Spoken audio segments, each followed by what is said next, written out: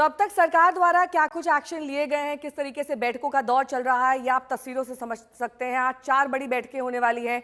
कल भी एक हाई लेवल मीटिंग हुई थी, कल संघ प्रमुख से प्रधानमंत्री की मुलाकात हुई थी और कल मोदी और शाह की भी मुलाकात हुई थी। इस बीच आपको बता दें, ये जो 4 अहम बैठकें होनी है, इस पर सबकी नजर टिकी हुई है, क्योंकि ये एक्शन का काउंटडाउन माना जा रहा है। रक्षा मंत्री, एनएसए, सीडीएस, सभी सेना प्रमुखों के साथ पीएम ने कल ये बैठक की थी।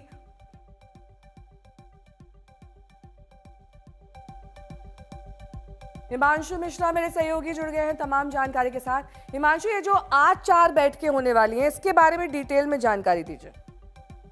नेहा, सबसे पहले जो है 11 बजे से सीसीएस यानी कैबिनेट कमेटी ऑन सिक्योरिटी की बैठक है।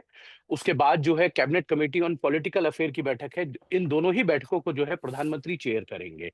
उसके बाद cabinet committee on economic affairs की बैठक है, जिसमें आर्थिक मामलों पर जो है वो फैसले लिए जाएंगे। लेकिन पहली 2 बैठकें इसलिए इंपॉर्टेंट हैं क्योंकि सीसीएस की बैठक पहलगाम में अटैक के बाद ये दूसरी बैठक हो रही है और उसके बाद ही जो है cabinet committee on political affair की बैठक है। इस तरीके की बैठकें जो हैं आप देखेंगे अमूमन कभी नहीं होती है। Cabinet committee on political affairs की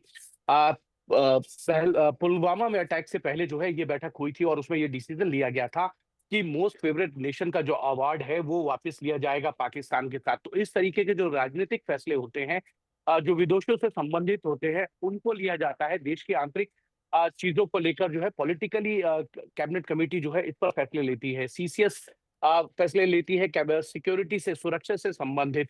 उसके साथ साथ जो है cabinet committee on economic affair से अमूमन जो है होती है।